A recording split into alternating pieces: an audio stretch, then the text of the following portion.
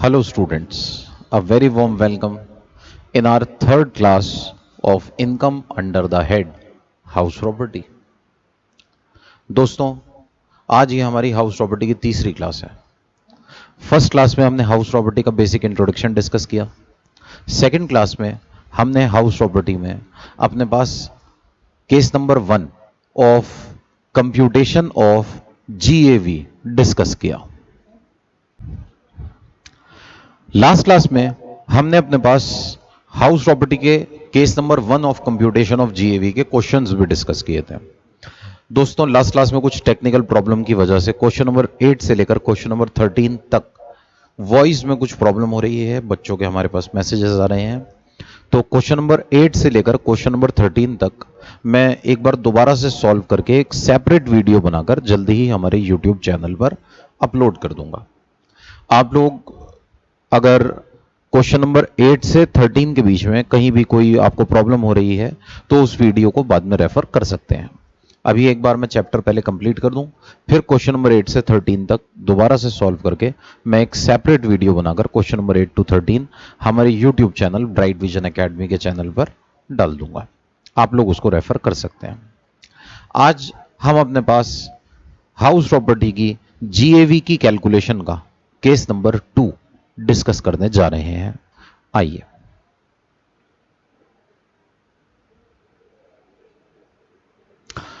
तो दोस्तों, केस 2 देखिए, लास्ट क्लास में हमने डिस्कस ये किया था कि जब भी हम किसी प्रॉपर्टी की जीएवी निकालते हैं तो ग्रॉस एनुअल वैल्यू निकालने का फॉर्मूला होता है expected rent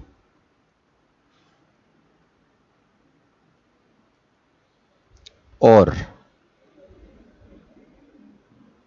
actual rent received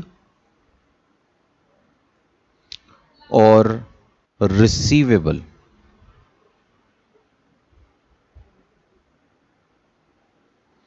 इसे हम आगे से ARRR बुलाएंगे, whichever is higher. Expected rent और एक्चुअल रेंट रिसीव्ड और receivable whichever is higher. सोचिए, हमारे पास एक प्रॉपर्टी है जिसका एक्सपेक्टेड रेंट है 8 लाख रुपीज पर एनम। मान लीजिए इसका एक्चुअल रेंट हमें बताया जा रहा है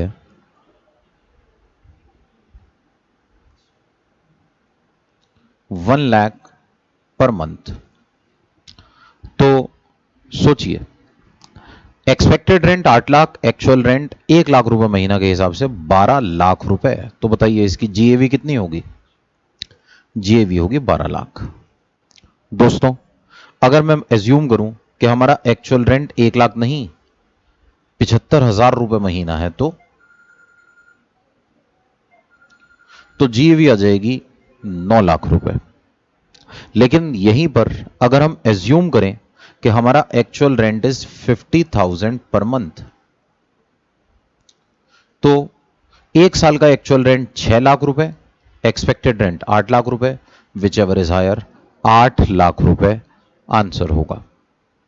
यहीं अगर मैं एज्यूम करूं कि हमारा एक्चुअल रेंट 40,000 है पर मंथ, 30,000 है पर मंथ, तो हमारी जीएवी 8 लाख रुपए आएगी। यह बात इररेलेवेंट है कि हम अपना रेंट 40,000 रिसीव करते हैं या 30,000 रुपए रिसीव करते हैं। मान लीजिए हम अपने किसी जानने वाले को, जान पहचान वाले को जगह किराए पर दे दें और उसे कुछ नॉमिनल रेंट के ऊपर यह जगह प्रोवाइड कर दी जाए, सपोज 40,000 30,000 पर मंथ। तो इस पर्टिकुलर सिचुएशन में इनकम टैक्स क्या कहता है? सर, आपको टैक्स 8 लाख रुपए पर ही देना पड़ेगा। मान लीजिए आपका कोई बहुत क्लोज फ्रेंड, बचपन की दोस्ती, और आपने ये प्रॉपर्टी सपोज सिर्फ 10,000 रुपए महीना पर लेट आउट कर दी। Expected rent 8 lakh, actual rent सिर्फ 10,000 रुपए महीना। इनकम टैक्स क्या कहता है? सर, दोस्ती आपकी है, हमें तो टैक्स पूरे 8 लाख रुपए पर चाहिए। मान लीजिए कोई करीबी रिश्तेदार को हम अपनी प्रॉपर्टी किराए पर दे देते हैं और उससे रेंट बहुत ही कम, बिल्कुल नेग्लिजिबल या चार्ज ही नहीं करते। इनकम टैक्स क्या कहता है सर? आप एक प्रॉपर्टी से 8 लाख रुपए कमा सकते हैं, आप नहीं कमा रहे हैं सर, ये आपकी प्रॉब्लम है। आपको टैक्स 8 लाख रुपए के ऊपर देना पड़ेगा, भले ही आप अपने पास रेंट चार्ज ना करें, आपको टैक्स 8 लाख रुपए के ऊपर देना पड़ेगा। एक्सपेक्टेड रेंट और actual rent whichever is higher. लेकिन दोस्तों, आज मैं एक नया केस, नया इशू डिस्कस करना चाहता हूं। सोचिए, मिस्टर राम, ये एक घर के मालिक हैं, इनके पास एक घर है।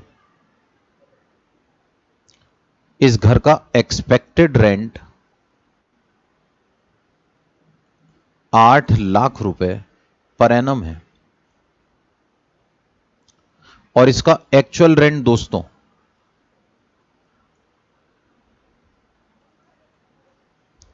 कुछ भी नहीं है। क्योंकि इस घर में मिस्टर राम खुद रहते हैं।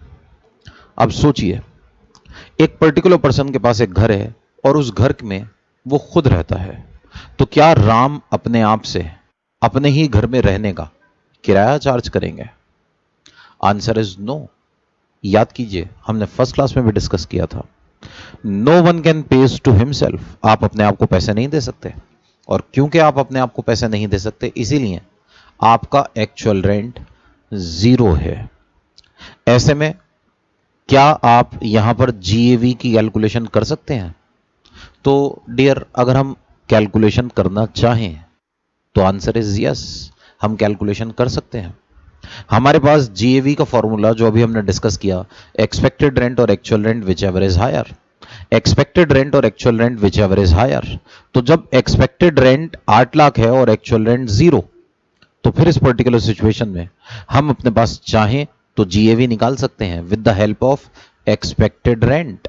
हमारी जीएवी 8 लाख हो जाएगी।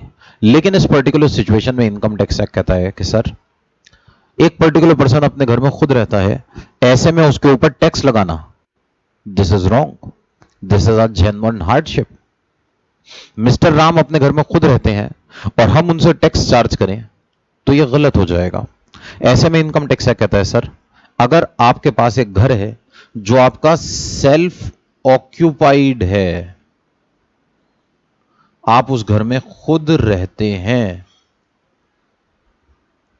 यूज्ड फॉर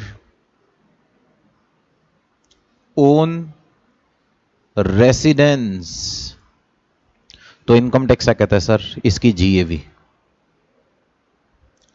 हम निल मानेंगे।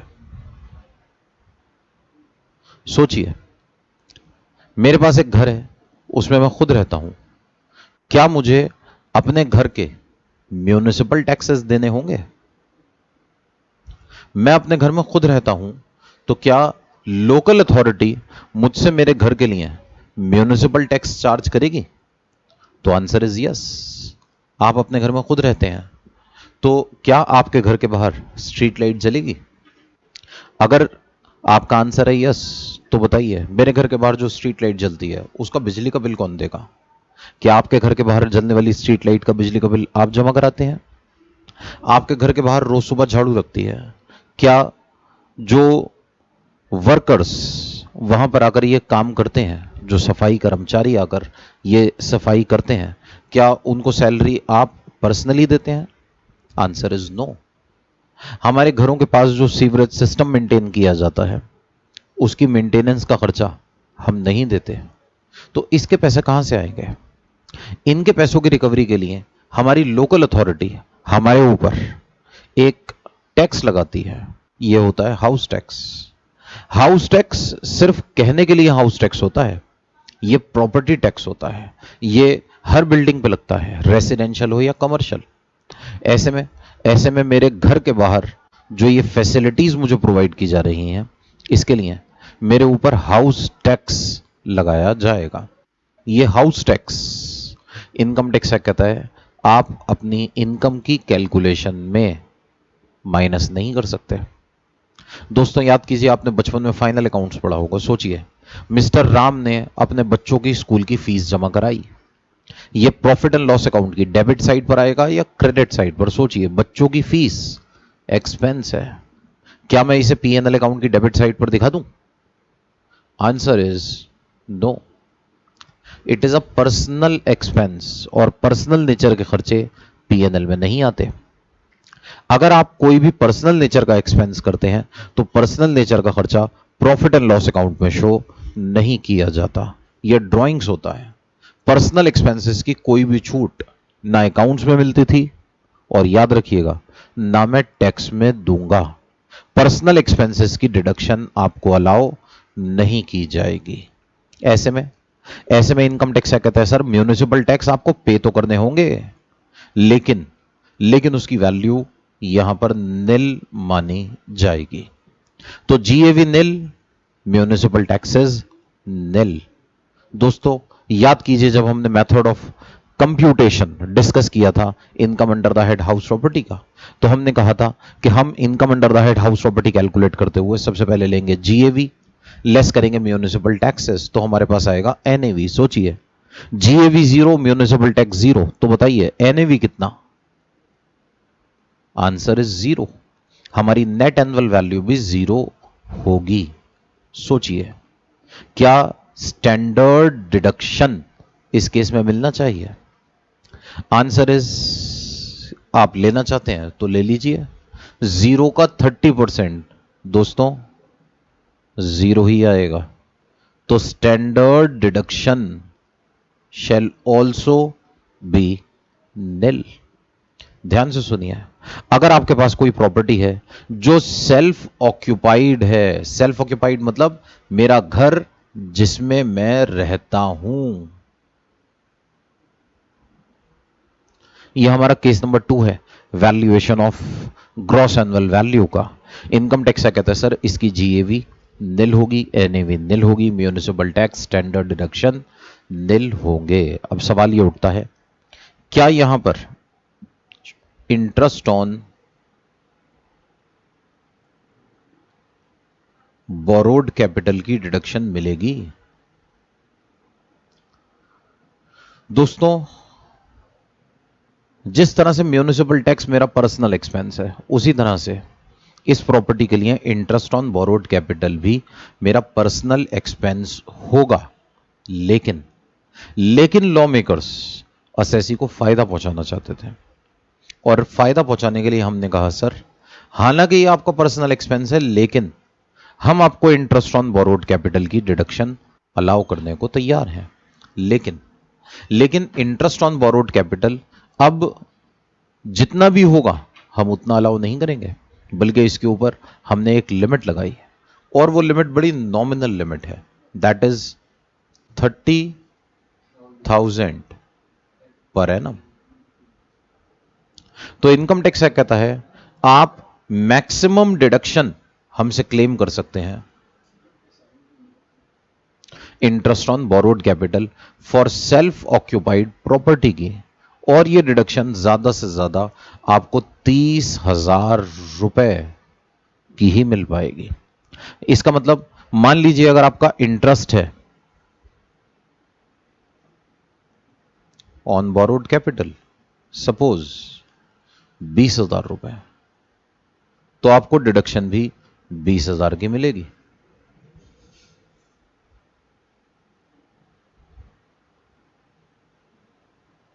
मान लीजिए अगर आपका इंटरेस्ट है 25,000 रुपए, तो आपको डिडक्शन 25,000 की मिलेगी। अगर आपका इंटरेस्ट है 30,000, तो डिडक्शन भी 30,000 की मिलेगी। लेकिन अगर कहीं ये इंटरेस्ट 50,000 है, तो आपको डिडक्शन सिर्फ 30,000 की दी जाएगी। अगर ये इंटरेस्ट 5 लाख है, तो आपको डिडक्शन 30,000 रुपए की दी जाएगी। आप हमसे 30,000 रुपए से ज्यादा की डिडक्शन नहीं ले सकते। लेकिन दोस्तों, आप सोचेंगे कि यार सिर्फ 30,000 रुपए, सोचिए 30,000 rupees, such a nominal amount. अगर हम सोचें, अगर हम ध्यान से देखें, मान लीजिए मैं एक बैंक से लोन लेने के लिए जाता हूं, घर खरीदने के लिए। बैंक मुझे लोन देता है और इस लोन के ऊपर इंटरेस्ट चार्ज करता है, जिसका रेट ऑफ इंटरेस्ट 1 मिनट के लिए मान लेते हैं 10% पर एनम है। दोस्तों 10% पर एनम का इंटरेस्ट, और इंटरेस्ट का अमाउंट है 30,000 रुपए। क्या आप बता सकते हैं कि हमने लोन कितने का लिया होगा? मैं बताता हूं। आपने बचपन में मैथ्स में पढ़ा होगा, 30,000 का इंटरेस्ट है 10% के रेट से, तो लोन जरूर 3 लाख रुपए का होगा। दोस्तों 3 लाख रुपए का लोन बहुत ही छोटा अमाउंट है। 3 लाख रुपए का लोन लेकर अगर मैं इंडिया के किसी शहर में घर खरीदने के लिए जाऊं, तो दोस्तों घर तो छोड़िए, 3 लाख रुपए में मुझे एक खिड़की भी नहीं मिल पाएगी। 3 lakhs बहुत ही कम अमाउंट है। 3 लाख रुपए का लोन, इनकम टैक्स एक्ट मुझे इसके ऊपर इंटरेस्ट की डिडक्शन दे रहा है। इस बात का एहसास हमारे लॉ मेकर्स को भी हुआ कि 3 लाख रुपए का 30,000 का इंटरेस्ट बहुत नॉमिनल अमाउंट है, और उन्होंने इस 30,000 की डिडक्शन को बढ़ाकर 2 लाख रुपए करने की इजाजत दे दी। आप interest on borrowed capital for self occupied property, याद रखना दोस्तों, सेल्फ ऑक्यूपाइड प्रॉपर्टी के ऊपर इंटरेस्ट की रिडक्शन आप 2 लाख रुपए तक ले सकते हैं। लेकिन इसके लिए आपको 3 कंडीशंस को सेटिस्फाई कराना पड़ेगा।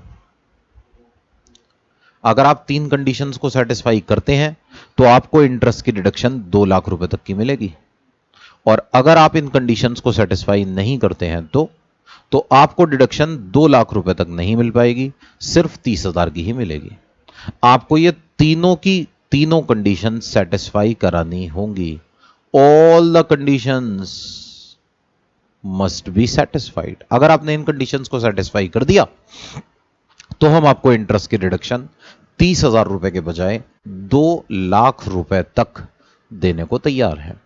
अब ये कंडीशंस क्या है, आइए मैं बताता हूं।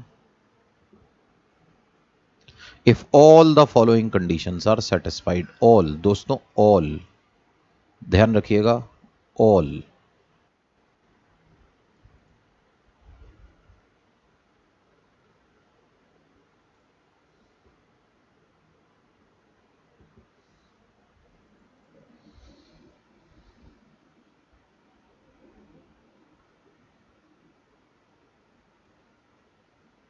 If all the following conditions are satisfied, then deduction for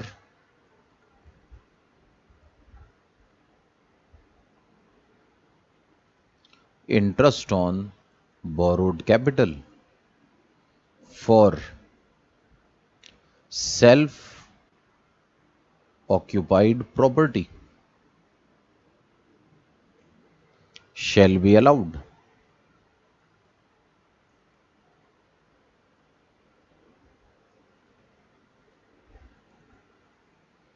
up to a maximum of rupees 2 lakhs per annum। और ये कंडीशंस क्या हैं, सुनिए। पहली कंडीशन, लोन इज टेकन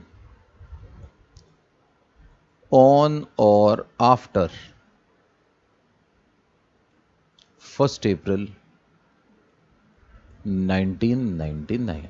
दोस्तों यह प्रोविजन तभी लाया गया था, सरकार ने कहा अगर आपने लोन लिया है 1 अप्रैल 1999 या उसके बाद, तभी हम आपको 2 लाख रुपए के इंटरेस्ट की रिडक्शन दे पाएंगे।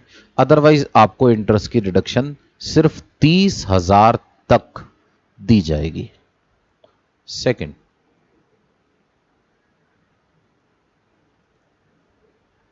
loan is taken for purchase or construction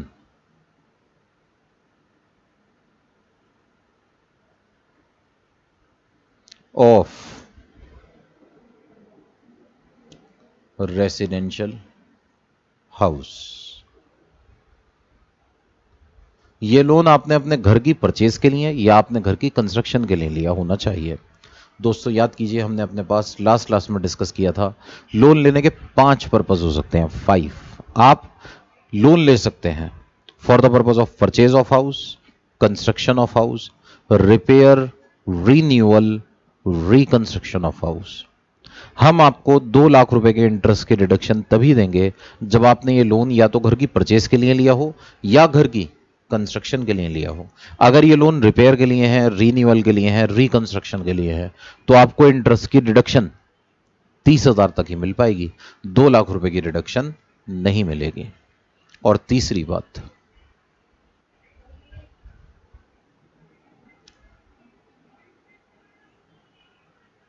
purchase और construction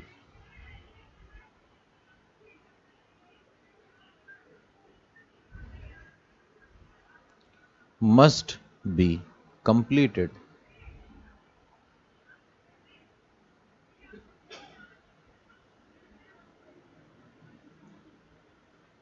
within 5 years from the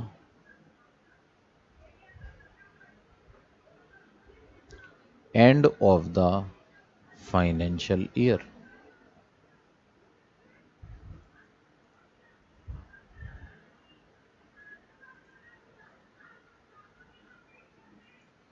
In which loan is taken.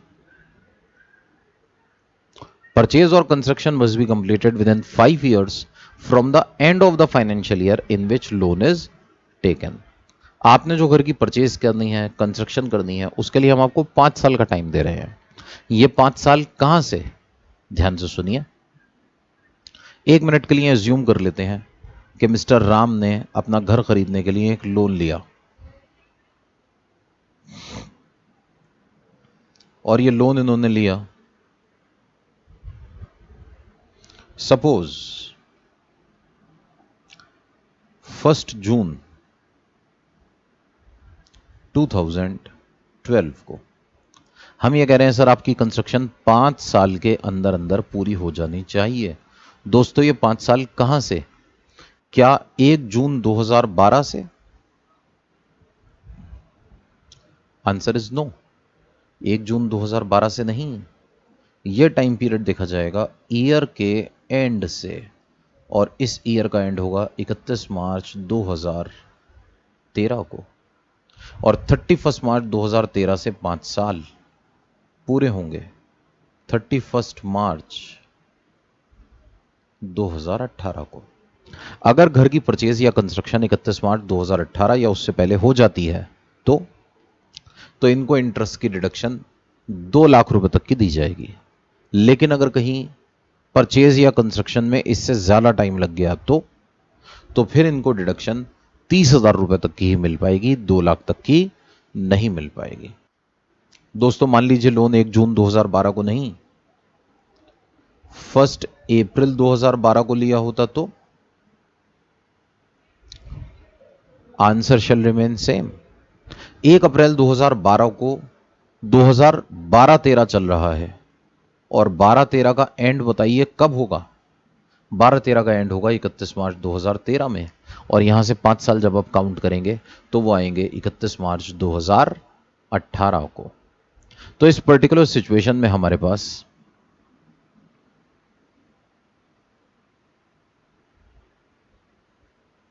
अगर मैं कहूं कि यही लोन मान लीजिए हमने अपने पास 15 नवंबर 2012 में लिया होता तो हमारा आंसर तब भी सेम रहता। मान लीजिए ये लोन 31 दिसंबर 2012 में लिया जाता तो भी हमारा साल 12-13 ही रहता, और फाइनेंशियल ईयर 12-13 का एंड होता 31 मार्च 2013 को, और यहां से 5 इयर्स काउंट करते तो आता 31 मार्च 2018। मान लीजिए हमने ये लोन 1 जनवरी 2013 को लिया होता तो आंसर भी सेम रहता। सपोज 10th February 2013 या फिर लास्ट 31st March 2013। दोस्तों इन सभी केसेस में हमारा आंसर सेम रहेगा, क्योंकि इन सभी केसेस में हमारे पास हमने डेट चेंज की है, ईयर नहीं। हमारे लिए ईयर इंपॉर्टेंट है, डेट इंपॉर्टेंट नहीं है।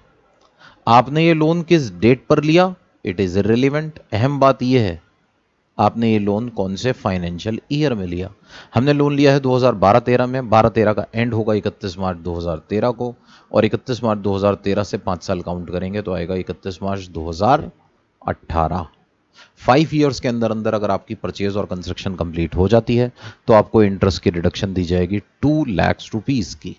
और अगर मान लीजिए आपको एक दिन भी एक्स्ट्रा लग जाता है तो फिर आपको डिडक्शन ज्यादा से ज्यादा 30,000 रुपीस की दी जाएगी।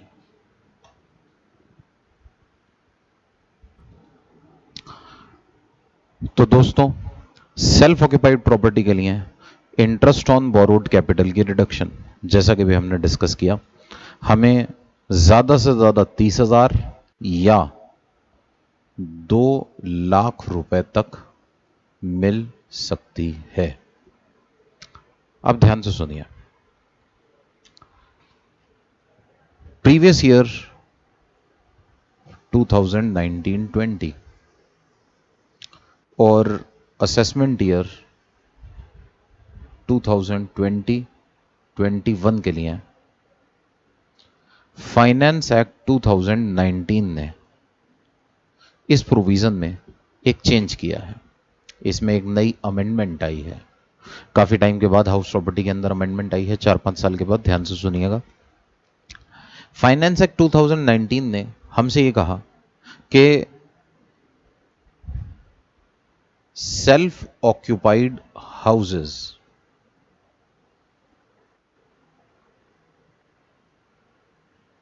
किसी भी पर्टिकुलर पर्सन के लिए ज्यादा से ज्यादा 2 हो सकते हैं।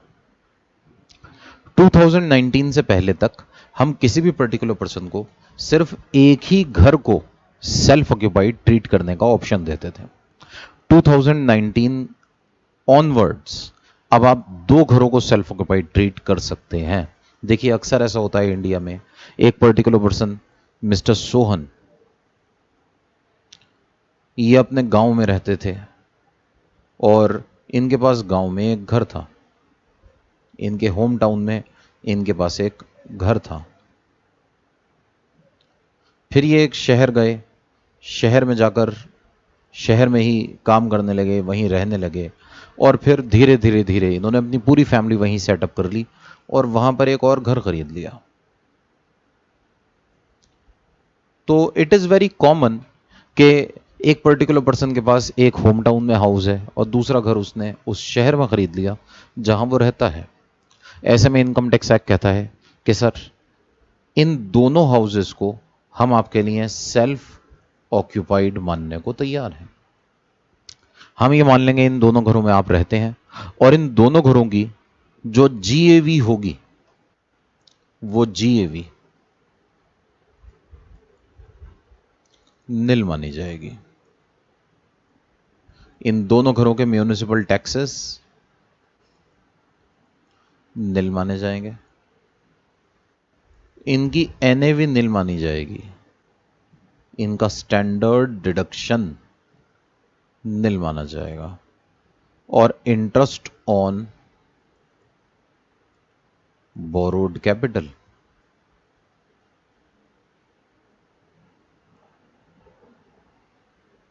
combined amount for both the houses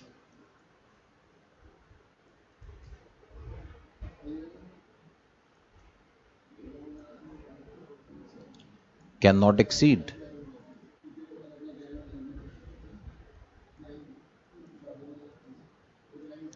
₹30,000 per annum or 2 lakhs per annum। ये मैक्सिमम अमाउंट है, एज द केस में बी। अगर कंडीशन सेटिस्फाइड है तो इन दोनों घरों में मिलाकर दोनों घरों का कंबाइंड अमाउंट 2 लाख रुपए को एक्सीड नहीं कर सकता। और अगर कंडीशन सेटिस्फाइड नहीं है तो दोनों घरों का कंबाइंड अमाउंट इंटरेस्ट का 30,000 रुपए से ज्यादा का नहीं होगा। तो आइए अब हम इसके कुछ प्रैक्टिकल क्वेश्चंस करते हैं। अब हम अपने पास इसकी कुछ थ्योरी डिस्कस करते हैं।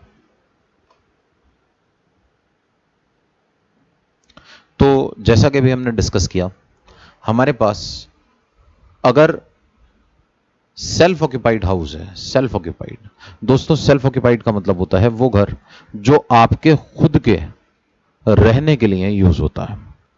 अगर आपके खुद के रहने के लिए कोई घर आप यूज कर रहे हैं तो उसे सेल्फ ऑक्यूपाइड माना जाएगा। अगर वो घर आपके बिजनेस में यूज हो रहा है तो हम पहले ही डिस्कस कर चुके, वो हाउस प्रॉपर्टी में कवर ही नहीं किया जाएगा, वो जाएगा पीजीबीपी में। तो अगर आपके पास सेल्फ ऑक्यूपाइड प्रॉपर्टी है तो if any assessee has up to 2 self-occupied properties, then gross annual value of such property shall be nil. In this case, no deduction shall be allowed for municipal tax paid during the year.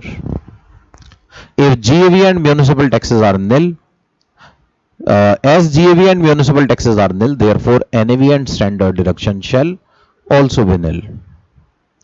Or as the assessee has opted for one house or two houses to be treated as self-occupied, the deduction of amount of interest given above shall in aggregate remains 30,000 only, whether assessee has opted for one residential house or two residential houses to be self-occupied. जैसा भी हमने discuss किया, आपको दोनों घरों का total मिलाकर interest 30,000 रुपए तक अलाउ किया जाएगा। लेकिन अगर आपने हमारी तीनों कंडीशन सेटिस्फाई कर दी तो ये कंबाइंड इंटरेस्ट 30,000 के बजाय 2 लाख रुपए भी हो सकता है।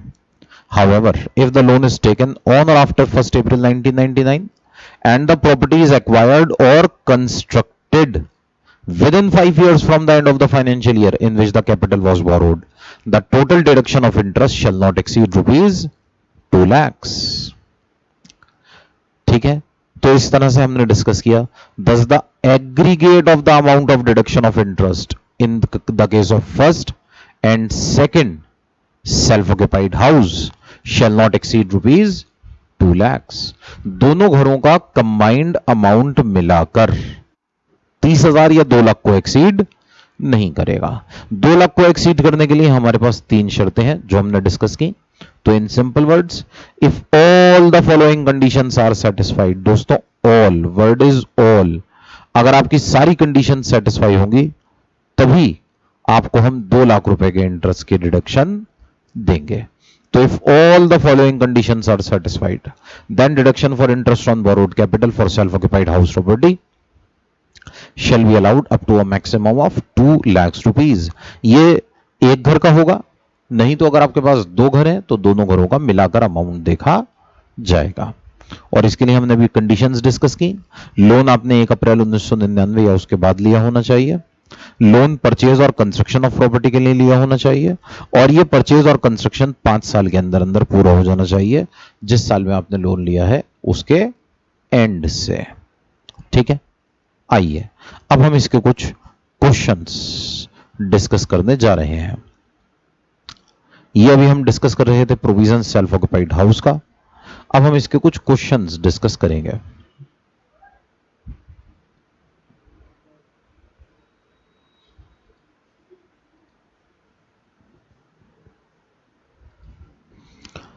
Calculate income under the head house property in the following cases. Mr. Rajat Pratap is the owner of a property which is self-occupied by him for the residential purpose. देखिए question में हमें बताया जा रहा है ये प्रॉपर्टी इनके residential purpose के लिए यूज हो रही है, ये इसमें रहते हैं। तो जिस प्रॉपर्टी के अंदर ये रहते हैं उस प्रॉपर्टी की हमें वैल्यू निकालने के लिए कहा जा रहा है। तो mister Rajat Pratap is the owner of the property which is self occupied by him for his residential purpose.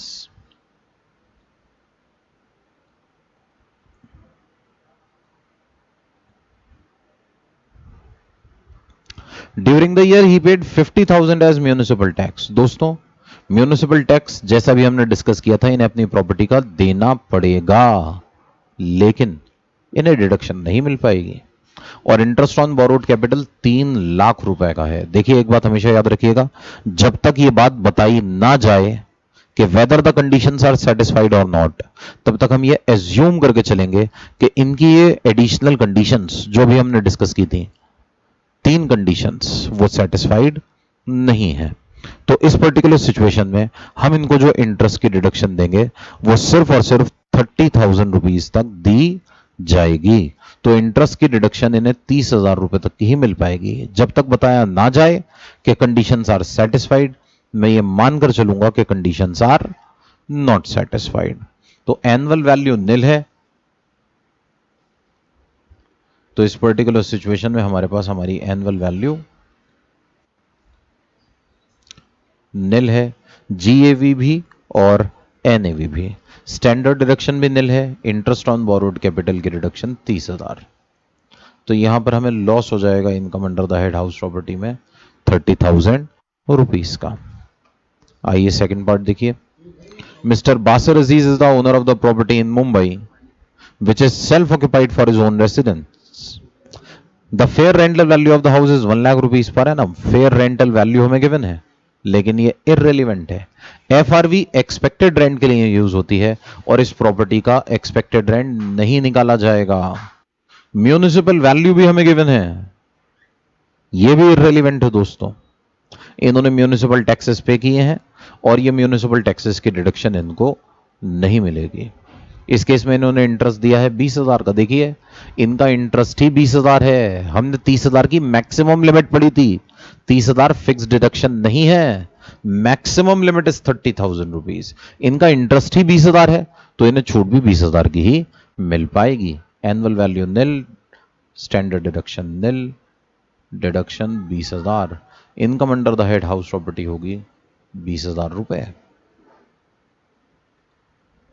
और आगे देखिए, mister Abhijeet Goyal is the owner of a property in Gujarat which is self occupied by him for the residential purpose. During the year he paid 2.5 lakh रुपए as municipal tax, 2,50,000 irrelevant, कोई deduction नहीं मिलेगी।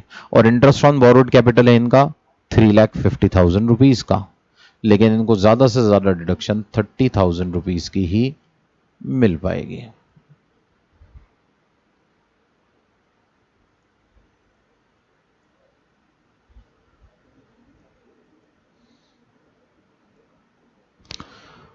तो answer हो गया हमारे पास -30,000 रुपीज। आगे देखिए question number 15 A part. Mister Raunak Chaudhary is the owner of a property in Nagpur which is self occupied by him for residential purpose. The construction of the house completed on 10th July 2009. He'd taken a loan of rupees 50 lakh from State Bank of India at the rate of 10% per annum on 18th April 2004 for construction of house.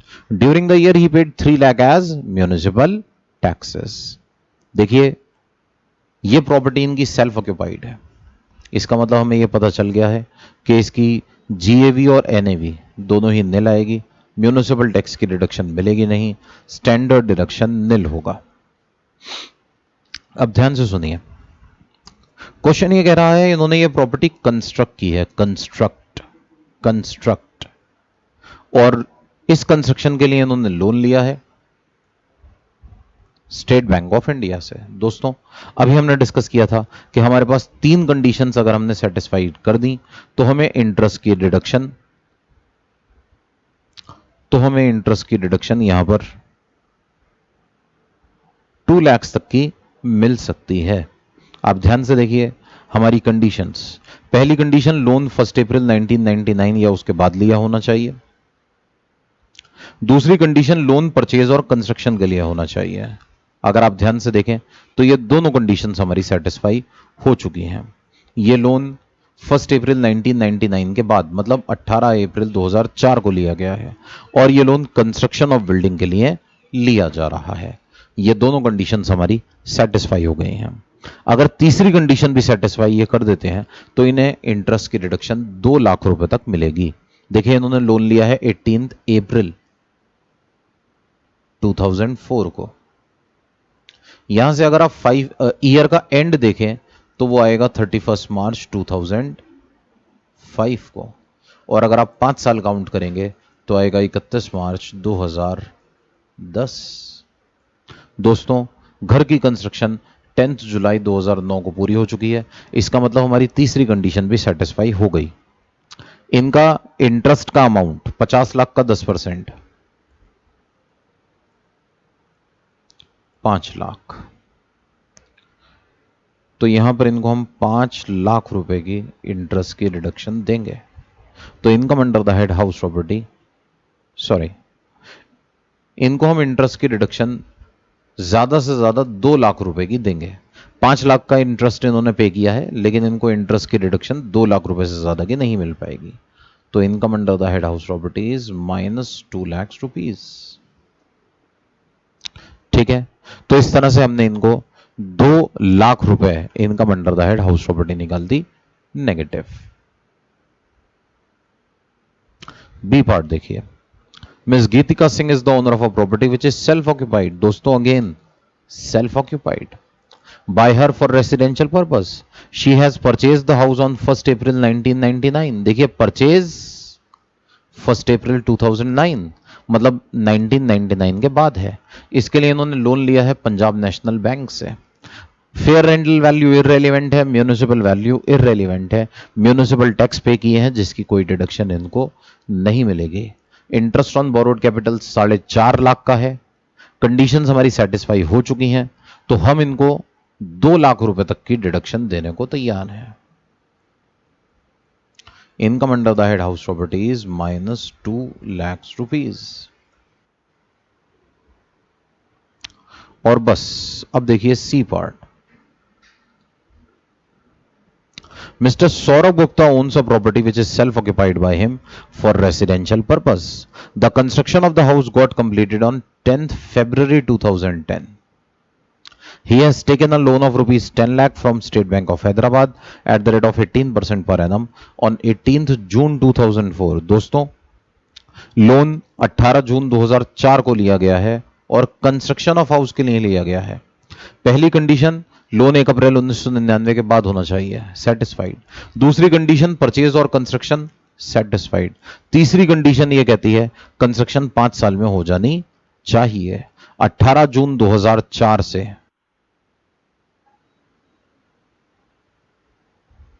Year का and देखेंगे तो आएगा 31 मार्च 2005 और 5 साल देखेंगे तो आएगा 31 मार्च 2010। हमारी कंस्ट्रक्शन 10 फरवरी 2010 तक पूरी हो गई है। यह कंडीशन भी सेटिस्फाइड है। तो 10 लाख रुपए के लोन के ऊपर 18% के हिसाब से इंटरेस्ट बनेगा 1,80,000 रुपए। तो इंटरेस्ट की डिडक्शन 1,80,000 रुपए की होगी।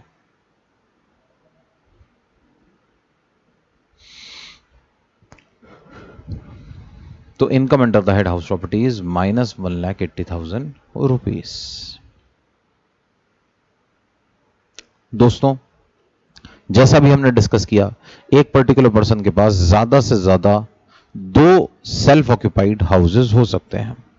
तो अब जैसे अगर आप अगला क्वेश्चन देखें, क्वेश्चन नंबर 16, तो उसमें हमें बताया जा रहा है कि mister Raghav Roy is the owner of 2 houses. Both the houses are self-occupied by him for residential purpose. The detail of houses are as under. घर की फेयर रेंटल वैल्यू गिवन है, घर की म्यूनिसिपल वैल्यू गिवन है, घर का स्टैंडर्ड रेंट गिवन है। दोस्तों, दोनों घर सेल्फ ऑक्यूपाइड है। क्या 2 घर सेल्फ ऑक्यूपाइड हो सकते हैं? आंसर इज यस, हो सकते हैं। ये बात रेलिवेंट हो गई। म्यूनिसिपल टैक्स ये अपने पास पे कर रहे हैं, ये भी इररेलेवेंट हो गया, क्योंकि म्यूनिसिपल टैक्स की डिडक्शन हम इस पर्टिकुलर सिचुएशन में इनको नहीं दे पाएंगे, क्योंकि ये सेल्फ ऑक्यूपाइड हाउस है। अब ध्यान से सुनिए, हमारे पास इस पर्टिकुलर सिचुएशन में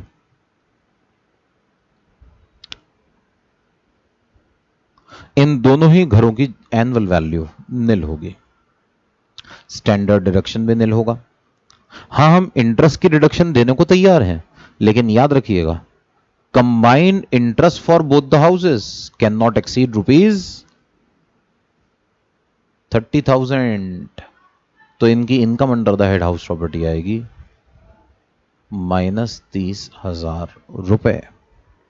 ठीक है, इनकी income under the head house property होगी -30,000 रुपीज। दोस्तों आंसर में मिस प्रिंटिंग है। आपको जो असाइनमेंट्स प्रोवाइड किए गए हैं उसमें ये आंसर ऑलरेडी अपडेटेड है। This is -30,000।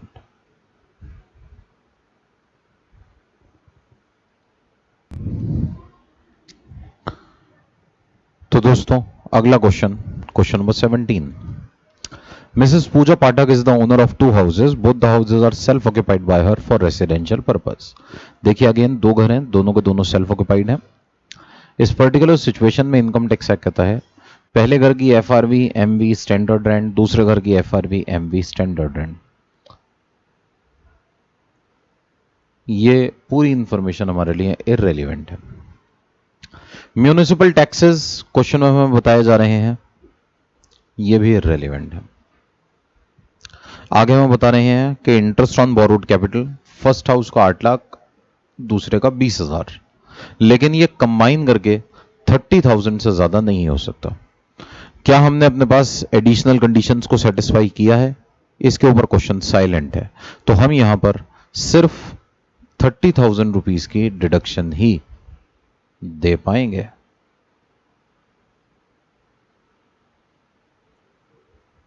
Income under the head house property -30,000 rupees. Question number 18 देखिए, आगे बता रहे हैं mister Jacob is the owner of two houses. Both the houses are self-occupied by him for residential purpose. The detail of houses are as under FRV, MV, standard rent और municipal tax. ये information irrelevant है दोस्तों। आगे बता रहे हैं interest on borrowed capital 3.5 lakh और 2.5 लाख रुपए है। Calculate income under the head house property assuming that all the conditions for claiming higher deduction. दोस्तों क्वेश्चन में लिखा हुआ है कि all the conditions for claiming higher deduction of interest on borrowed capital are satisfied. तो अब हम अपने पास यहां पर इंटरेस्ट की डिडक्शन ज्यादा से ज्यादा 2 लाख रुपए की देंगे और हमारी income under the head house property -2 lakh rupees आ जाएगी।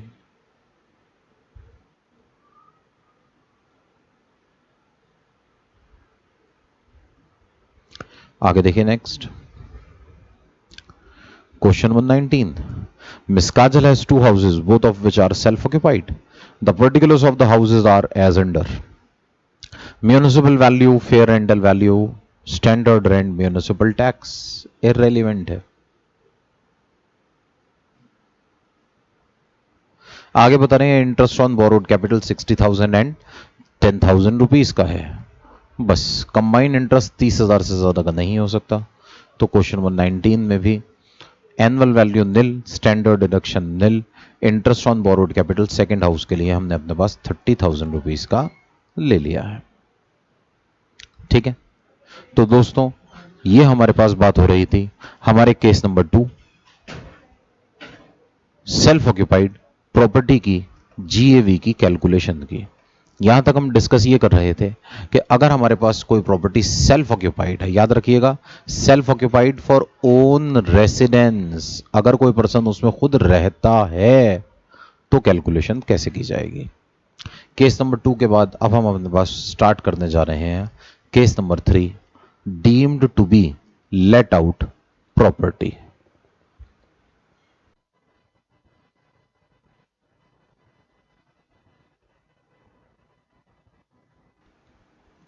तो दोस्तों ये था हमारा case number 2 self occupied property. अब हम स्टार्ट करने जा रहे हैं हमारा केस नंबर 3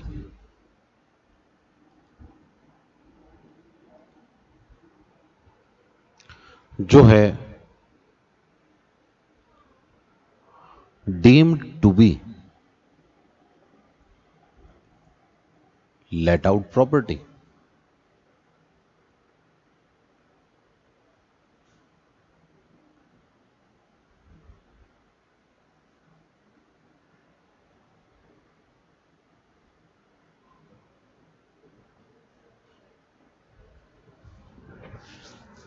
अब ये deemed to be let out property किसे कहते हैं?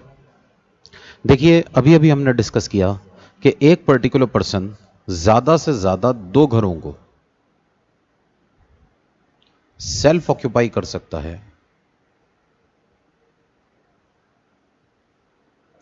For residence. मान लीजिए एक पर्टिकुलर पर्सन है जिसके पास मोर देन 2 हाउसेज हैं,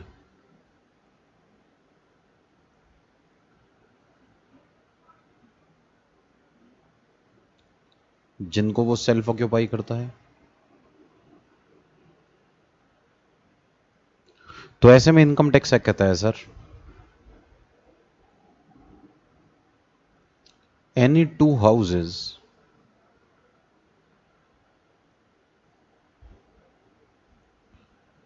एट द ऑप्शन, ऑप्शन मतलब selection of assessee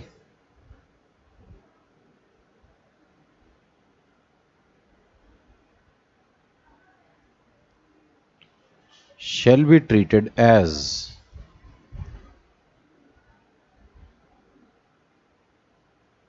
self occupied. इनको हम सेल्फ ऑक्यूपाइड मानेंगे, इनकी GAV, NAV, municipal tax, standard deduction nil हो जाएगा और इनका interest on borrowed capital maximum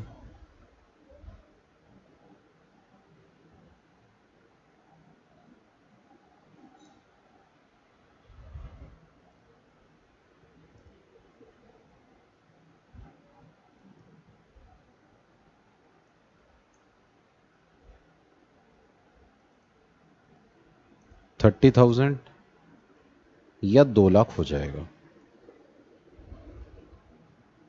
और जितने भी रिमेनिंग हाउसेज होंगे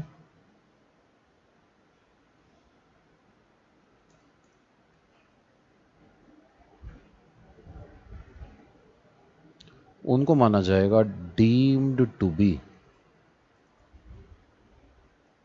लेट आउट।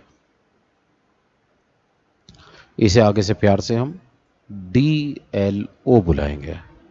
तो ये प्रॉपर्टीज हो जाएंगी deemed to be let out properties.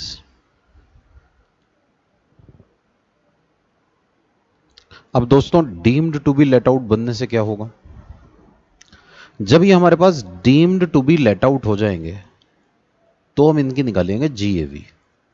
अब सवाल ये उठता है कि हम तो घर में खुद रहते हैं, अपने आप से किराया कैसे लेंगे?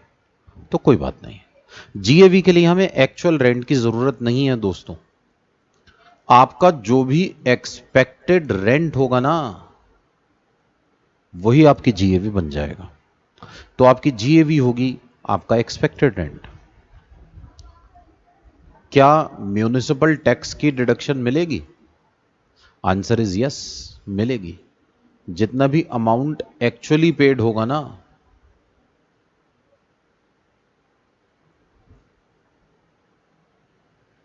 हम उसकी डिडक्शन आपको देने को तैयार हैं। फिर नॉर्मल तरीके से आप एनएवी निकाल लीजिए जीएवी में से म्यूनिसिपल टैक्सेस को माइनस करके।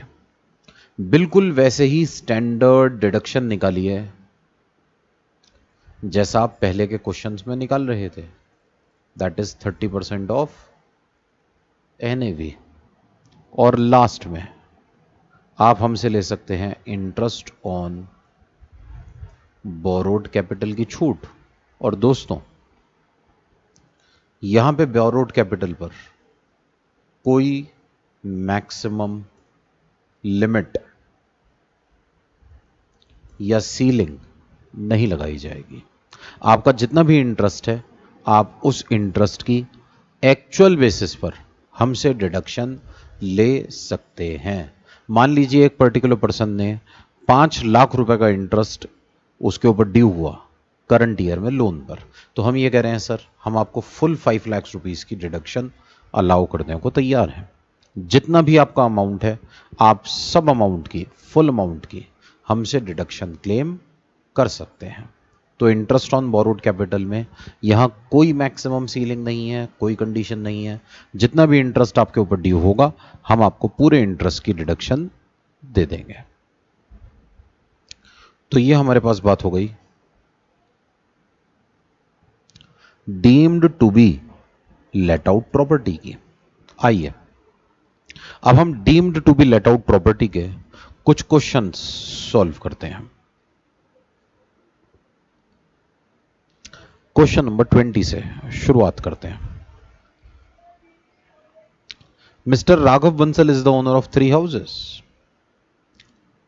All the 3 houses are self occupied by him for his own residence. दोस्तों जैसा भी हमने डिस्कस किया, 3 घर सेल्फ ऑक्यूपाई नहीं हो सकते। ज्यादा से ज्यादा 2 घरों को सेल्फ ऑक्यूपाई किया जा सकता है। राघव बंसल के पास 3 घर सेल्फ ऑक्यूपाइड हैं, उन्हें चुनना होगा इनमें से किन्हीं भी 2 घरों को। 2 घर सेल्फ ऑक्यूपाइड माने जाएंगे और 1 घर माना जाएगा deemed to be let out. यह सिलेक्शन कैसे किया जाएगा, बस यही चीज मुझे आज आपको सिखानी है। अब इस सिलेक्शन के लिए हमें अपने पास कुछ वर्किंग नोट्स बनाने होंगे और उन वर्किंग नोट्स में हमें अपने पास पहले ये एज्यूम करना होगा कि ये तीनों ही घर हमारे पास सेल्फ ऑक्यूपाइड हैं।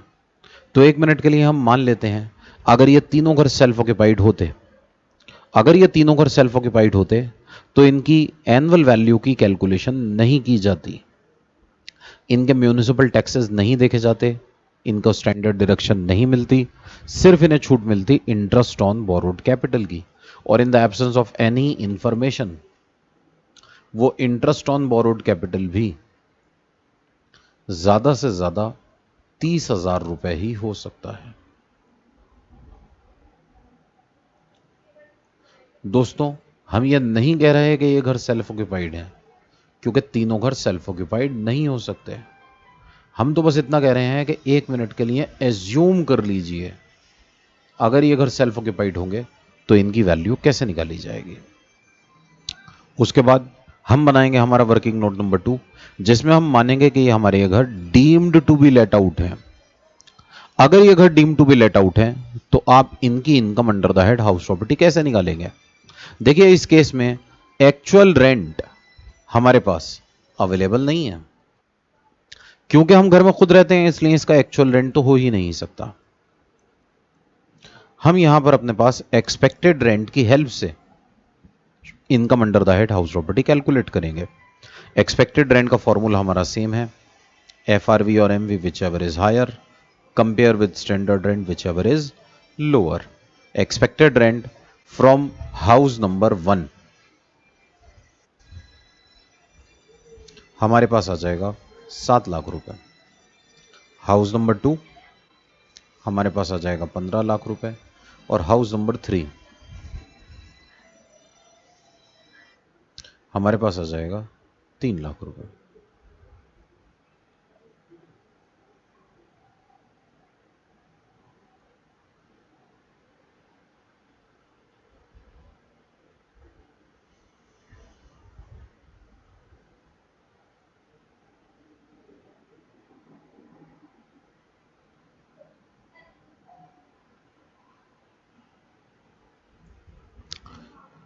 अब हमें देखना है कि हमने म्यूनिसिपल टैक्सेस कितने पे किए। ध्यान से देखिए, म्यूनिसिपल टैक्स हाउस नंबर 1 का है 3 लाख रुपए।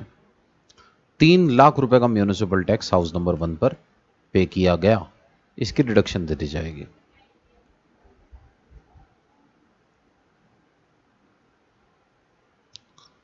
हाउस नंबर 2 का म्यूनिसिपल टैक्स 9 लाख रुपए का है, लेकिन 20% आउटस्टैंडिंग है, इसका मतलब 7,20,000 रुपए।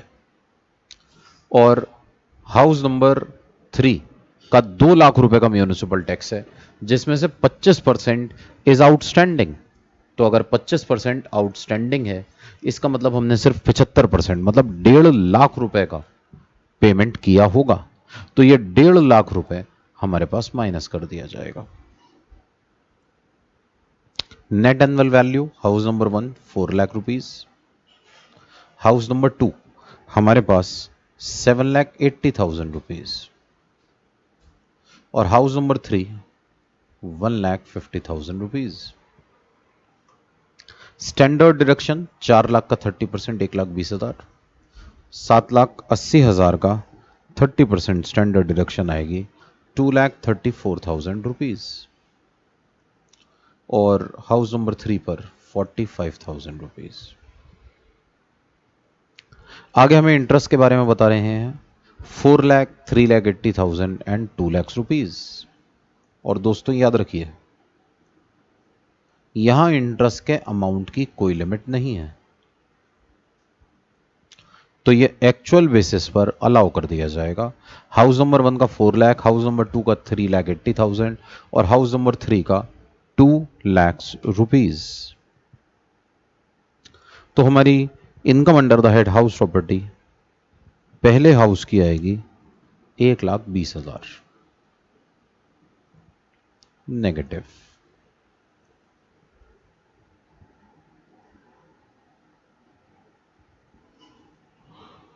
हाउस नंबर 2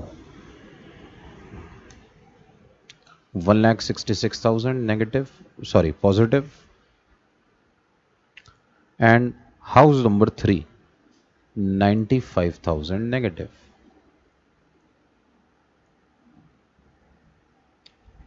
दोस्तों अब हमें यह चुनना है कि हम किस घर को सेल्फ ऑक्यूपाइड माने और किसको deem to be let out. देखिए हमारे पास 3 हाउसेस हैं, लेकिन जैसा कि हमने डिस्कस किया, आप 2 हाउसेस को सेल्फ ऑक्यूपाइड मान सकते हैं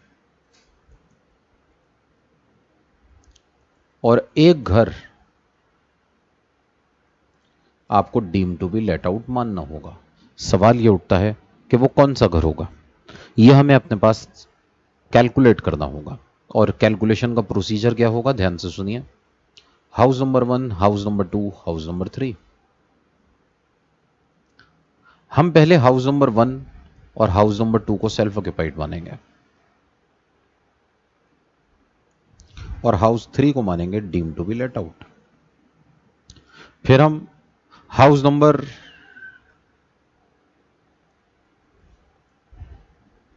1 को सेल्फ ऑक्यूपाइड और हाउस नंबर 3 को सेल्फ ऑक्यूपाइड मानेंगे और हाउस नंबर 2 को मानेंगे deem to be let out. और केस नंबर 3, हम हाउस नंबर 1 को मानेंगे deem to be let out और 2 और 3 को मानेंगे सेल्फ ऑक्यूपाइड। और बस इन तीनों ऑप्शंस में से जो ऑप्शन असेसी के लिए मोस्ट बेनिफिशियल होगा वही ऑप्शन चुना जाएगा, उसी पर हम अपने पास टैक्स देंगे। तो ध्यान से देखिएगा दोस्तों, इस पर्टिकुलर सिचुएशन में हमारे पास हमें चॉइस करनी है। देखिए इनकम टैक्स हाउस को सेलेक्ट करने का ऑप्शन हमें दे रहा है, इनकम टैक्स हमें ऑप्शन दे रहा है कि हम सेलेक्ट करेंगे कि कौन से घर को हम सेल्फ ऑक्यूपाइड माने और कौन से को deem to be let out. अब हमें ये ऑप्शंस बनाने हैं और ऑप्शन बनाकर इनकम की कैलकुलेशन करनी है। केस नंबर 1 हमने ये लिया कि हाउस नंबर 1 और हाउस नंबर 2 सेल्फ ऑक्यूपाइड है। अगर हाउस नंबर 1 और हाउस नंबर 2 सेल्फ ऑक्यूपाइड है तो अभी हमने वर्किंग नोट में कैलकुलेट किया, देखिए इनकी इनकम है -30,000, लेकिन आप इन दोनों घरों में मिलाकर 30,000 से ज्यादा के इंटरेस्ट की डिडक्शन तो ले ही नहीं सकते। तो हाउस नंबर 1 और हाउस नंबर 2 इनकी कंबाइंड इनकम -30,000 रुपीज होगी। और हाउस नंबर 3 को हमने माना है deem to be let out, और जब हाउस नंबर 3 को deem to be let out माना है तो यह है 95,000 रुपीज नेगेटिव। इसका मतलब अगर मैं इसको जोड़ूं तो income under the head house property आ रही है 1,25,000 रुपए नेगेटिव। केस नंबर 2, अब मैंने ये माना है कि हाउस नंबर 2 और house number 3 are self occupied. House number 2 and house number 3 अगर सेल्फ ऑक्यूपाइड है तो house number 2 and house number 3 का मिलाकर अमाउंट 30,000 को एक्सीड नहीं कर सकता। और हाउस नंबर 1 की income deem to be let out में थी 1,20,000 नेगेटिव।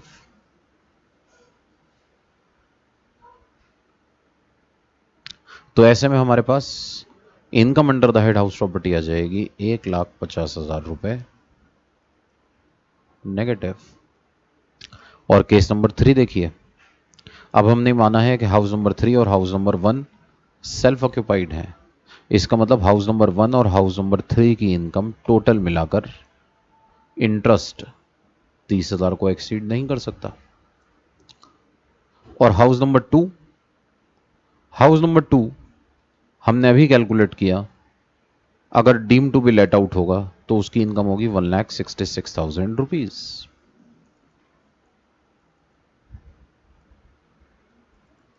यहां इनकम आ रही है पॉजिटिव 1,36,000। दोस्तों मेरे पास 3 ऑप्शंस हैं।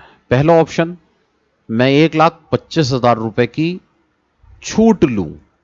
देखिए, अगर मुझे लॉस होता है, लॉस, तो हम आगे चल के एक बड़ा इंपॉर्टेंट चैप्टर पढ़ेंगे हमारे कोर्स का, set of and carry forward of losses. अगर मुझे लॉस होता है तो मैं इस लॉस को अपनी इनकम से एडजस्ट करा सकता हूं, इसका बेनिफिट ले सकता हूं। दूसरे केस में मुझे लॉस हो रहा है 1,50,000 रुपए का, इसका मतलब मैं 1,50,000 का बेनिफिट क्लेम कर सकता हूं। और तीसरे केस में मुझे 1,36,000 रुपए के ऊपर टैक्स देना होगा। अब मैं आपसे पूछता हूं, आप चुनकर बताइए, आप 1,25,000 की छूट लेना चाहेंगे, 1,50,000 की छूट लेना चाहेंगे, या 1,36,000 पर टैक्स देना चाहेंगे? तो a man in all his senses, वो हमेशा टैक्स बचाना चाहेगा, बेनिफिट लेना चाहेगा। इसीलिए मैं अपने पास केस नंबर 2 चुनना पसंद करूंगा, जिसमें मेरी income under the head house property सबसे कम आ रही है, मुझे लॉस आ रहा है। तो हम ये कह रहे हैं, therefore he should consider house number 2 and house number 3 as self occupied and house number 1 as deemed to be let out, because in this case loss under the head house property is maximum and therefore it is most beneficial to the assessee।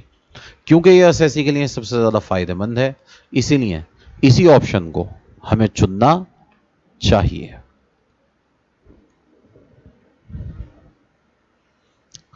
आइए next question, question number 21। Miss Janvi is the owner of 3 houses. All the 3 houses are self-occupied by her for her own residence.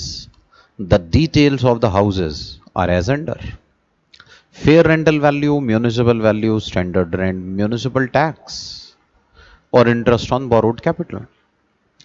Calculate income under the head house property in the manner which is most beneficial to her. दोस्तों फिर से हमें अपने पास इन 3 घरों में से किन्हीं 2 घरों को सेल्फ ऑक्यूपाइड मानना है, एक घर को deem to be let out, और वो 2 घर कौन से होंगे यह हमें चुनना है। और यह चुनने के लिए हम सबसे पहले बनाएंगे वर्किंग नोट्स, जिसमें पहले हम इन तीनों घरों को सेल्फ ऑक्यूपाइड ट्रीट करेंगे, फिर इन तीनों घरों को deemed to be let out treat करेंगे। देखिए, हमें क्वेश्चन में कोई इंफॉर्मेशन गिवन नहीं है कि क्या इंटरेस्ट की डिडक्शन हमें 30,000 की देनी है या 2 लाख की, इसलिए हम यहां पर डिडक्शन 30,000 की ही देंगे, जब तक क्वेश्चन क्लियर कट ना कहे कि all the 3 conditions are satisfied. कोई ऐसा हिंट हमें ना दे जिससे हमें पता चल सके कि all the 3 conditions are satisfied, हम ये मानकर चलेंगे कंडीशंस आर नॉट सेटिस्फाइड, और लोअर डिडक्शन असेसी को अलाउ करेंगे। तो इंटरेस्ट ऑन बोरोड कैपिटल पहले केस में हमें दिया हुआ है 2,40,000 का, दूसरे केस में दिया हुआ है 1,80,000 का, तीसरे में है 25,000। तो पहले केस में हम डिडक्शन देंगे 30,000 की, दूसरे में देंगे 30,000 की, और तीसरे में देंगे 25,000 रुपए की। Income under the head house property first case में -30, सेकेंड केस में -30, थर्ड केस में -25,000 रुपीज। लेकिन अगर यही प्रॉपर्टी हमारे पास suppose deemed to be let out है तो हमें पहले इसकी जीएवी निकालनी है, एफआरवी और MV whichever is higher, और उस हायर को कंपेयर करना है with standard rent whichever is lower. तो 16 लाख और 12 lakh whichever is higher को कंपेयर कीजिए 15 lakh, whichever is lower 15 lakh रुपए। 9 लाख और 12 lakh whichever is higher 12 lakh रुपए, और 6 lakh 4 lakh whichever is higher 6 lakh, और 6 लाख और 7 lakh whichever is lower 6 lakh रुपए। तो 15 लाख 12 लाख 6 लाख।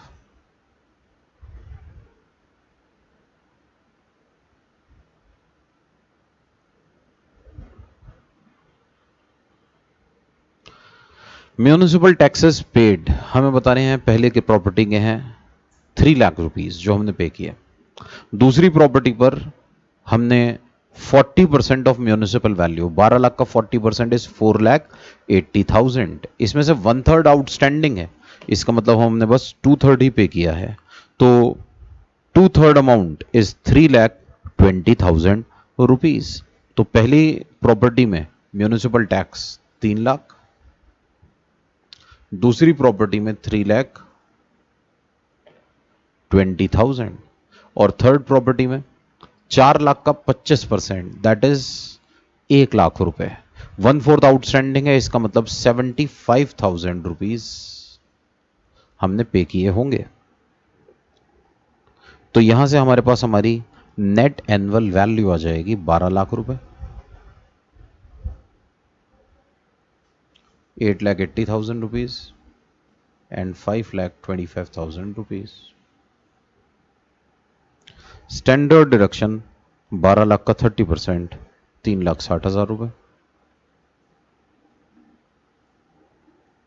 8,80,000 का 30%, 2,64,000 रुपीज, और 5,25,000 का 30%, 1,57,500 rupees. Interest on borrowed capital, पहली प्रॉपर्टी का है 2,40,000, दूसरी का है 180 और तीसरे का है 25,000 रुपए।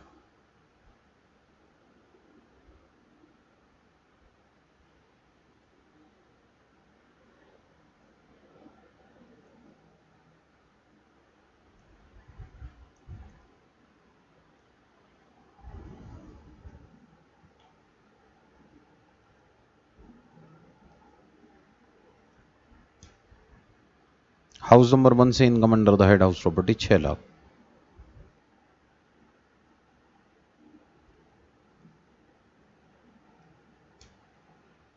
House number 2 4,36,000,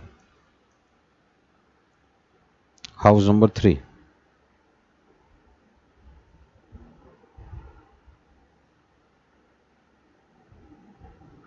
3,42,500। बस अब हमें इसमें से income under the head house property निकालनी है। तो आइए, अगर हाउस नंबर 1 और हाउस नंबर 2 को हम सेल्फ ऑक्यूपाइड मानते हैं तो हमें ज़्यादा से ज़्यादा 30,000 के इंटरेस्ट की ही छूट मिल पाएगी, ये आ गया -30,000।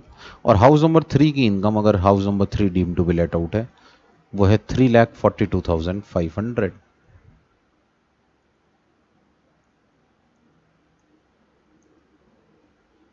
इनकम आ जाएगी 3,12,500।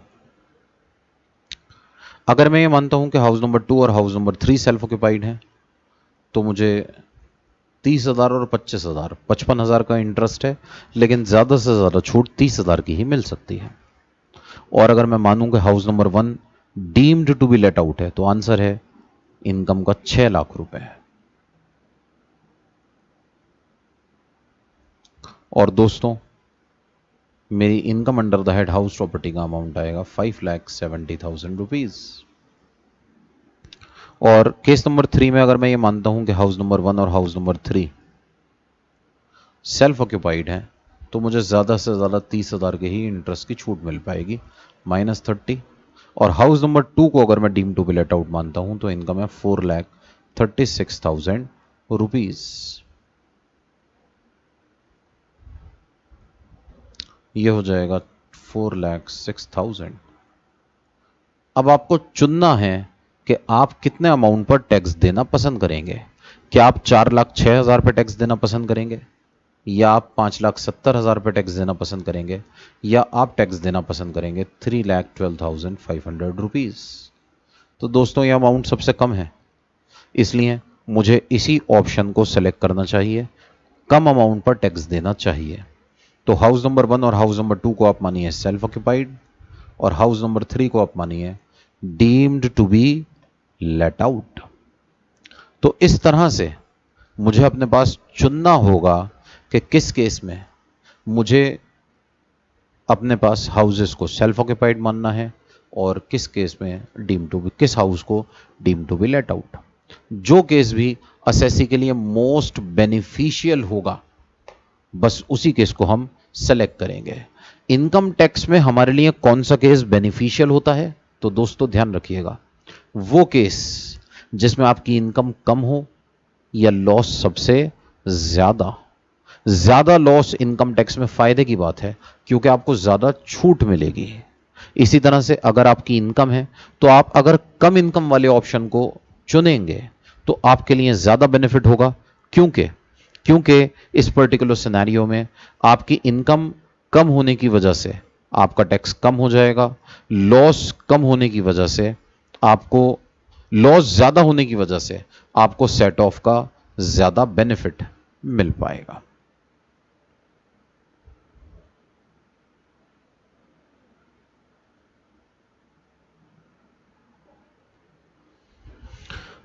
आइए हम जल्दी से एक बार इसका रिव्यू लेते हैं। Deem to be let out property, in case there is more than two self-occupied properties, then except any two houses, remaining houses shall be deemed to be let out at the option of the assessee। Option आपको ये चुनने के लिए दिया जा रहा है कि आप कौन से घर को सेल्फ ऑक्यूपाइड मानना चाहते हैं और कौन से घर को deemed to be let out. Gross annual value of such deemed to be let out property shall be expected rent. तो ये हमारे पास इसी के साथ हमारा case number 3 deem to be let out property का खत्म होता है। दोस्तों देखिए, हमने अपने पास जब जीएवी की कैलकुलेशन पढ़ना शुरू की तो हमने सबसे पहले केस नंबर 1 पढ़ा था, उस प्रॉपर्टी का जो लेट आउट है throughout the previous year.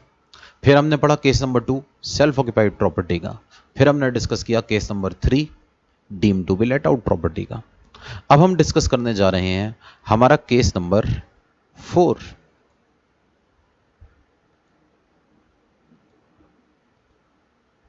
Property which is used by the assessee for his own business और प्रोफेशन। अगर आपके पास एक ऐसी प्रॉपर्टी है जो आपके खुद के बिजनेस में, आपके खुद के प्रोफेशन में यूज होती है। क्या मतलब? मतलब ये दोस्तों कि मेरे पास एक शॉप है जिसका मैं मालिक हूं और उस शॉप के अंदर मैंने अपना खुद का बिजनेस करना शुरू कर दिया। मेरी शॉप में मैं अपना खुद का बिजनेस करता हूं।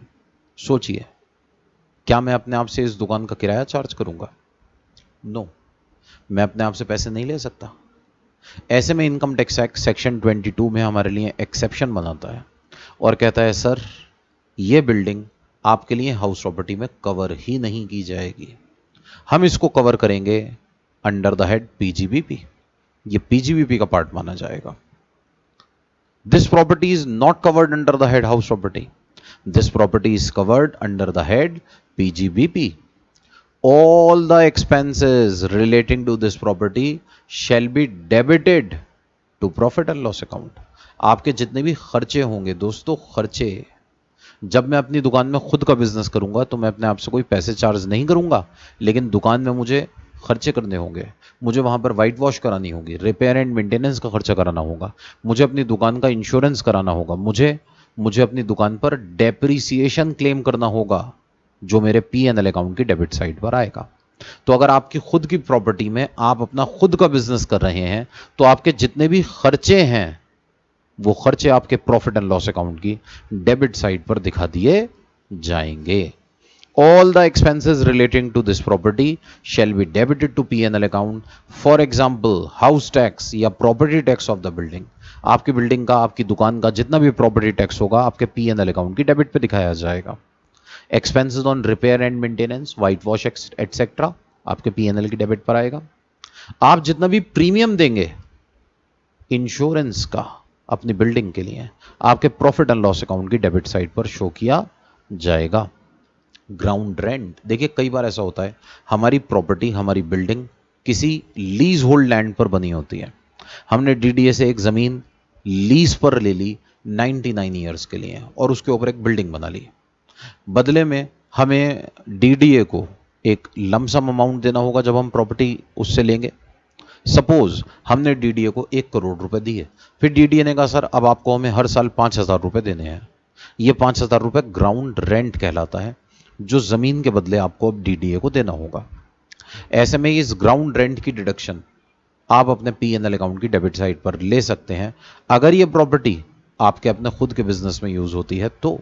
लेकिन अगर ये आपके बिजनेस में यूज नहीं हो रही है, आप इसमें मान लीजिए कोई किराएदार रख देते हैं, तो फिर आपको इस ग्राउंड रेंट की डिडक्शन नहीं मिल पाएगी दोस्तों, क्योंकि लेट आउट प्रॉपर्टी से हम सिर्फ 3 खर्चों की छूट देते हैं। पहला म्यूनिसिपल टैक्स, ये म्यूनिसिपल टैक्स नहीं होता, ग्राउंड रेंट है। दूसरा इंटरेस्ट ऑन बोरोड कैपिटल, ये इंटरेस्ट नहीं है। और तीसरा जितने भी खर्चे हैं उन सब खर्चों के लिए कंबाइंड स्टैंडर्ड डिडक्शन। तो ये स्टैंडर्ड डिडक्शन का हिस्सा मान लिया जाएगा और आपको इससे रिलेटेड कोई भी छूट नहीं दी जाएगी। ठीक है, तो ग्राउंड रेंट अगर आप अपनी बिजनेस वाली प्रॉपर्टी का पे कर रहे हैं तो आप पीएनएल की डेबिट पे दिखा सकते हैं, अदरवाइज इस खर्चे की छूट आपको हाउस प्रॉपर्टी में नहीं मिल पाएगी। इसी तरह से अगर हम कोई इंश्योरेंस कराते हैं बिल्डिंग का, इंश्योरेंस का प्रीमियम देते हैं, ग्राउंड रेंट देते हैं, डेप्रिसिएशन लगता है, इंटरेस्ट ऑन बोरोड कैपिटल, ये सब हमारे पीएनएल अकाउंट की डेबिट साइड पर शो कर दिया जाएगा। ये प्रॉपर्टी हाउस प्रॉपर्टी में नहीं आएगी, ये प्रॉपर्टी जाएगी पीजीबीपी में। आगे देखिए हमारा case number 5, building which could not be occupied due to employment. मान लीजिए मेरे पास एक घर है और उस घर को मैं अपने पास ऑक्यूपाई नहीं कर पाया क्योंकि अपने बिजनेस की वजह से, अपने प्रोफेशन की वजह से, अपनी जॉब की वजह से मुझे कहीं और रहना पड़ता है। एग्जाम्पल के जरिए बात करें, मिस्टर राम के पास एक घर था दिल्ली में। दिल्ली के इस हाउस में वो अपनी फैमिली के साथ रहते थे। फिर दिल्ली में रहते रहते उनकी जॉब लग गई मुंबई में और वो अपना दिल्ली वाला घर छोड़कर मुंबई चले गए। हम ये कह रहे हैं कि सर ये जो आप दिल्ली वाला हाउस छोड़कर मुंबई चले गए, तो अब दिल्ली वाले घर को इन्होंने लॉक कर दिया, खाली पड़ा है। इस घर को हम सेल्फ ऑक्यूपाइड ट्रीट करने को तैयार हैं। हम बिल्कुल ऐसा एज्यूम करेंगे कि ये दिल्ली वाला हाउस सेल्फ ऑक्यूपाइड है और इसको सेल्फ ऑक्यूपाइड मानकर हम इसकी जीएवी एनएवी निल ले लेंगे, municipal tax standard deduction nil ले लेंगे और इंटरेस्ट ऑन बोरोड कैपिटल की डिडक्शन ज़्यादा से ज़्यादा 30,000 और 2 lakh rupees as the case में भी अलाउ की जाएगी, जैसा कि हम सेल्फ ऑक्यूपाइड प्रॉपर्टी में डिस्कस कर चुके हैं। बस आप ध्यान इस बात का रखिएगा कि इस प्रॉपर्टी को हम अपने पास सेल्फ ऑक्यूपाइड की तरह ट्रीट करेंगे और बिल्कुल सेल्फ ऑक्यूपाइड प्रॉपर्टी की तरह इसकी कैलकुलेशन होगी। GAV 0, NAV 0, municipal tax standard deduction 0, interest on borrowed capital का मैक्सिमम अमाउंट 30,000 और अगर 3 एडिशनल कंडीशंस पूरी कर दी तो 2 लाख। बस एक कंडीशन है, आप जब दिल्ली वाला घर छोड़कर मुंबई में जाकर रहेंगे तो मुंबई में आप अपने खुद के घर में मत रहना। और दूसरी बात, आप दिल्ली वाले घर को लेट आउट मत कीजिएगा, क्योंकि अगर आपने दिल्ली के घर को लेट आउट कर दिया तो ये लेट आउट हाउस की income under the head house property calculate जरूर की जाएगी। ठीक है, आइए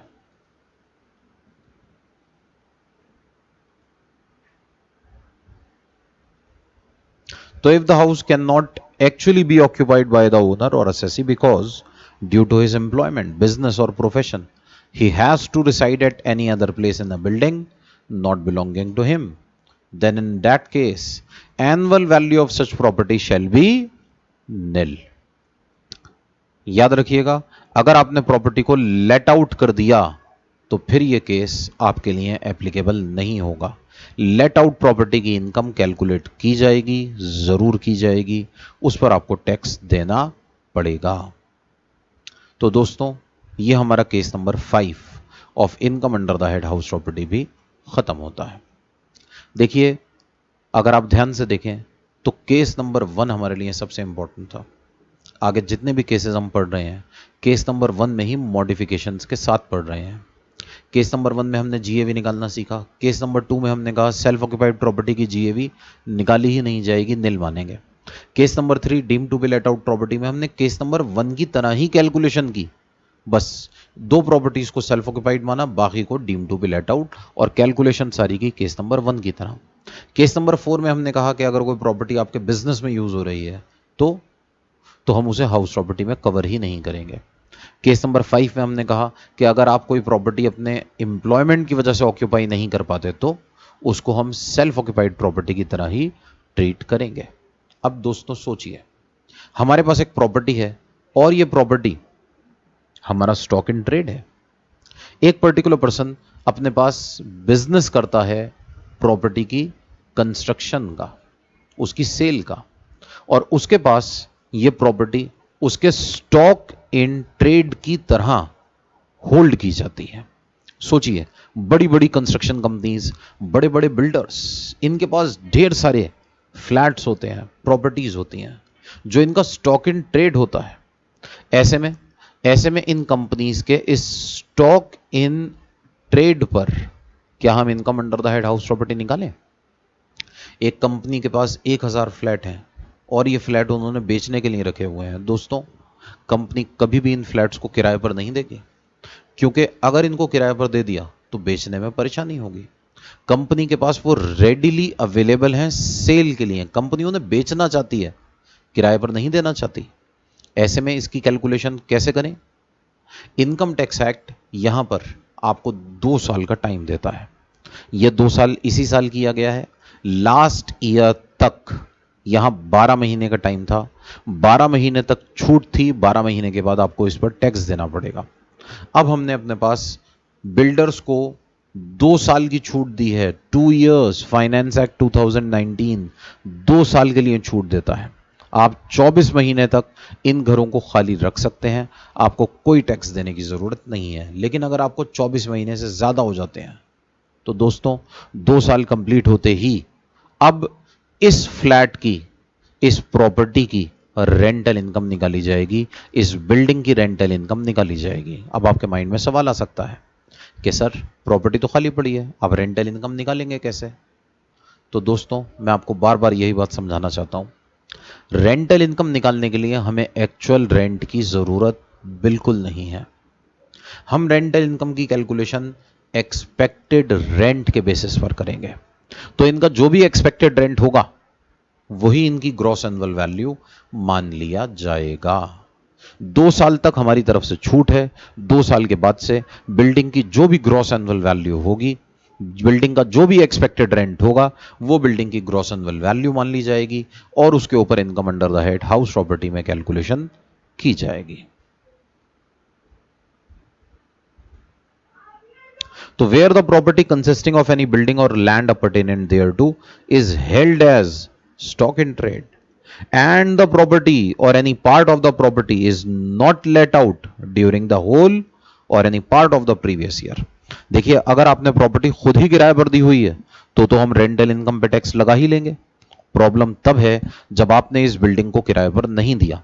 अगर आप इस बिल्डिंग को किराए पर नहीं देते तो इनकम टैक्स क्या कहता है? सर, इसकी रेंटल इनकम हम निकालेंगे, हम कैलकुलेट करेंगे इसका रेंट और हम आपसे टैक्स चार्ज करेंगे। तो where the property consisting of any building or land appurtenant thereto is held as stock in trade and the property or any part of the property is not let during the whole or any part of the previous year, the annual value of such property or part of the property for the period up to 2 years from the end of the financial year in which the certificate of completion of construction of the property is obtained from the competent authority shall be taken to be nil। देखिए, मैं एक flat बना रहा हूं, पता कैसे चलेगा कि फ्लैट बन के कब तैयार हुआ? तो आपको उसके लिए एक सर्टिफिकेट ऑफ कंप्लीशन लेना होगा from the competent authority. Generally ये लोकल अथॉरिटी होती है, लाइक एमसीडी, या आपकी जो भी गवर्निंग बॉडी है जिसके जरिए आपको परमिशन लेनी है, जैसे डीडीए, दिल्ली डेवलपमेंट अथॉरिटी, वो आपको एक सर्टिफिकेट देगी कि आपके प्रॉपर्टी की कंस्ट्रक्शन कंप्लीट हो गई है। आप कंस्ट्रक्शन कंप्लीट होने के बाद ही प्रॉपर्टी की सेल कर पाएंगे, उसके अंदर किसी पर्सन को रहने की इजाजत दी जाएगी। तो सर्टिफिकेट ऑफ कंप्लीशन मिलने के 2 साल तक हम इस प्रॉपर्टी की कोई इनकम कैलकुलेट नहीं करेंगे और 2 साल के बाद इसकी इनकम कैलकुलेट की जाएगी, उस इनकम पर टैक्स लगाया जाएगा और वो इनकम हम अपने पास कैलकुलेट करेंगे on the basis of expected rent. आपका जो भी एक्सपेक्टेड रेंट होगा उसके बेसिस पर आपकी income under the head house property निकाली जाएगी।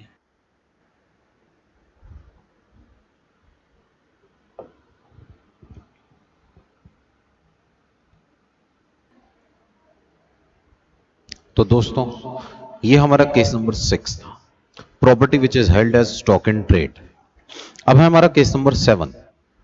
मान लीजिए हमारे पास एक प्रॉपर्टी है और ये प्रॉपर्टी हमारे पास वेकेंट रहती है for the whole of the previous year. अगर हमारे पास एक ऐसी प्रॉपर्टी है जो remain vacant during the whole of the previous year है, तो इनकम टैक्स क्या कहता है सर, इस पर्टिकुलर सिचुएशन में इस प्रॉपर्टी की वैल्यू हम अपने पास निल लेकर चलेंगे। Gross annual value of such property shall be nil. इस प्रॉपर्टी की जीएवी निल होगी और रिमेनिंग सारी की सारी कैलकुलेशंस बिल्कुल नॉर्मल तरीके से की जाएंगी। जीएवी हमारे पास हम निल लेकर चलेंगे। तो दोस्तों आज हमने अपने पास income under the head house property के 7 केसेस डिस्कस कर लिए हैं। इसके बाद हमारे पास income under the head house property की कैलकुलेशन के सिर्फ 2 ही केसेस बचते हैं। हम 2 और केसेस अपने पास income under the head house property के डिस्कस करेंगे हमारी नेक्स्ट क्लास में। नेक्स्ट क्लास में हम कुछ और important concept, unrealised rent, recovery of unrealised rent, interest on pre construction period के बारे में भी डिस्कस करेंगे। फिर हम अपने पास हमारा केस नंबर 8 और केस नंबर 9 भी डिस्कस करेंगे। तो आज की क्लास के लिए इतना ही। नेक्स्ट क्लास में हम फिर से मिलेंगे। Thank you, have a nice day.